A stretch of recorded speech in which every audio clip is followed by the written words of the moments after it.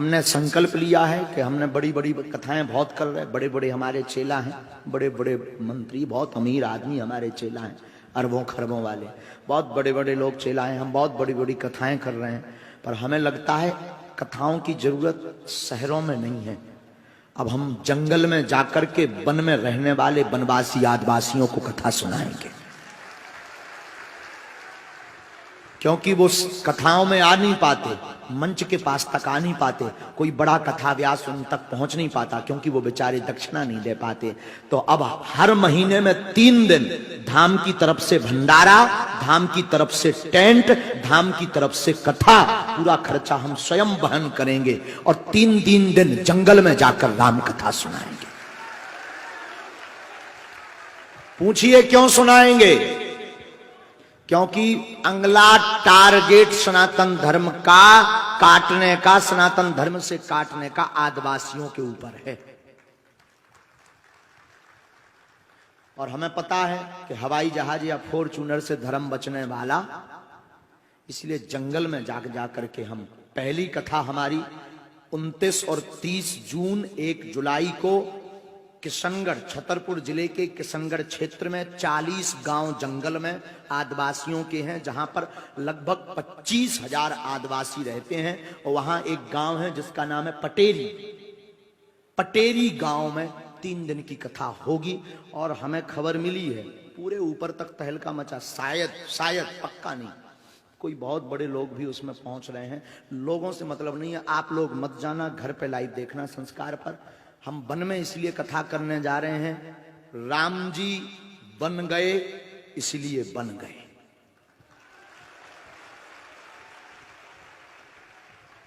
फिर सुनिए, सूत्र करोड़ों का है। राम जी 14 वर्ष के लिए वन गए, इसीलिए तो राम भगवान बन गए। उन्हीं राम जी की कथा सुनाने के लिए हम आदिवासी। कैसा है ये उपाय, पागलो बताओ ना? ठीक है ना? ये अच्छा है ना? और कल हमें खबर मिली है, यहाँ वो हमारे बड़े स्नेही इस काम में जो हमारे बड़े प्यारे बच्चे प्रद्युम्न लोधी जो मंत्री हैं, उन्होंने खबर दी, उनको हमने ड्यूटी में लगा रखा। वो कोई मंत्री के हिसाब से नहीं हमसे जुड़े, हमारे प्यारे चेला हैं। उन्होंने हमें खबर दी, यहाँ पर एक केसली गांव, एक विधानसभा है देवरी, हमने तो पूरा एनालाइज कर लिया है। वहां पर लगभग 20,000 आदिवासी, 15-20 गांव हैं। एक कथा वहां भी करेंगे और उनको कुछ नहीं लगना है, हम ही टेंट लगाएंगे, अपने धाम की तरफ से लाइट, टीवी, भंडारा भी उन्हें करवाएंगे, लेकिन राम से जोड़ कराएंगे। और 5 वर्ष में 60 कथा करेंगे पूरे देश में फ्री। 5 साल में 60 कथा।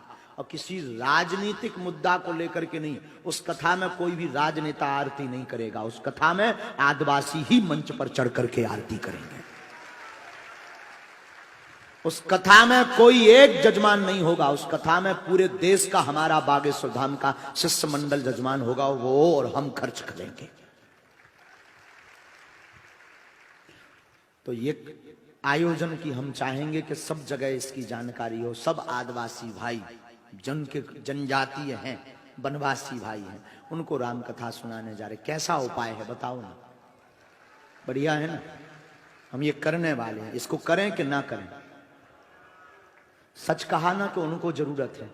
भाई तुम लोग तो शहर में रहते, हमारी नहीं कथा हो, तुम तो दूसरे लोग पहुंच जा, होते राधे राधे करने लगा। हाँ जी या ना जी? उनके पास कोई जाता है क्या? वो कभी यहां आ पाते? उन्हें डर लगा भीड़ से बेचारा, उन्हें कोई पूछा।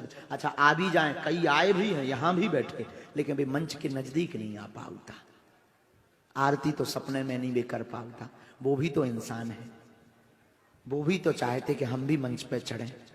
पैसा नहीं है तो का भाव, बस उन्हें एक ही कमी खलत, काश हम भी बड़े आदमी होते तो मंच पे होते। तो हमने सोचा कि अब हम उनको भी मंच पर बैठाएंगे, मंच पर आरती करवाएंगे और राम कथा सुनाएंगे। ये 29 और 30 और 1 जुलाई को 3 दिन की, हर महीने में 3 दिन। फिर अगली कथा कहाँ है? 28, 29 और 30 जुलाई में दमोह जिले में एक कथा है, 3 दिन की। आदिवासी क्षेत्र है कोई, निर्वारा या ऐसा कोई क्षेत्र है, जो भी हो, आपको जानकारी सोशल मीडिया द्वारा मिल जाए। ये 2 कथाएं फिक्स हैं, तो इस कथाओं में आप पहुंच सकते हो, लेकिन डिस्टर्ब करने नहीं। वहां दरबार भी लगेगा, हो सकता है आपकी अर्जी ना लगे, पर जंगल में रहने वालों की अर्जी लगेगी। हाँ, ये हमने बात क्यों बताई? हमने प्रचार के लिए नहीं बताई, हमें अब आप सबकी बहुत जरूरत है। हम चाहते हैं इस कथा का प्रचार तुम सब अपनी सोशल मीडिया से करो, ताकि उनको भी, एक हम नहीं, बहुत से कथा वक्ता भारत के, उन तक पहुंच करके उन्हें कथा सुनाएं और उन्हें भी लगे कि हम भी इंसान हैं।